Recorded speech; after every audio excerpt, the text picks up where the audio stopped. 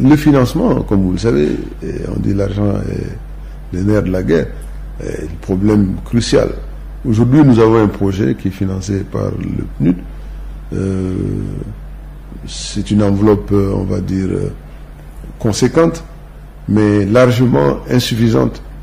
au regard des besoins pour renforcer davantage la dynamique de coopération entre des organismes de bassin,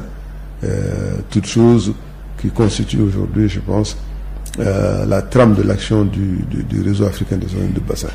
Donc, il nous faut diversifier nos partenariats, et pour cela, il faut que nous expliquions un peu la vision qui sous-tend cette action de redynamisation du RAOB, pour que cette vision soit largement partagée par les partenaires, et que nous disions aussi à nos partenaires le souci qui est le nôtre de voir la stratégie que nous voulons mettre en œuvre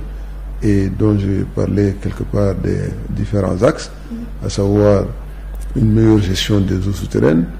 une meilleure prise en charge des questions environnementales, notamment celles liées au changement climatique,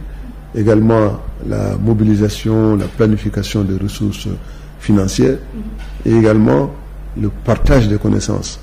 la collecte des informations. Parce qu'aujourd'hui, ce que nous pouvons faire en tant que réseau africain des organismes de bassin, c'est un peu créer cette plateforme d'échange à partir des données que nous avons sur nos bassins, et également à partir des échanges des expériences. Et comme je vous l'ai dit, l'OMVS elle-même étant un organisme de bassin de référence mondiale, suscite aujourd'hui beaucoup d'intérêt. Nous abritons beaucoup on va dire, de visites de la part d'organismes de bassin qui se créent en Afrique, et nous encourageons d'ailleurs la création de nouvelles entités, c'est notre vocation, mais également à l'extérieur, comme je vous l'ai dit, à cause de la référence mondiale de l'OMVS, il y a des pays qui viennent de très loin pour venir voir l'exemple de la gestion concertée qui se déroule au niveau de notre bassin. Mais cette action de promotion de bonnes pratiques, d'échange d'informations, c'est aussi, on va dire, une des actions prioritaires du réseau africain des organismes de bassin.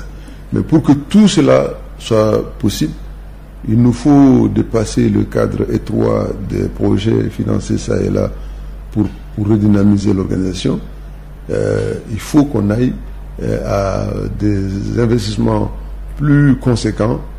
j'allais dire plus structurants, c'est le terme consacré, pour faire en sorte que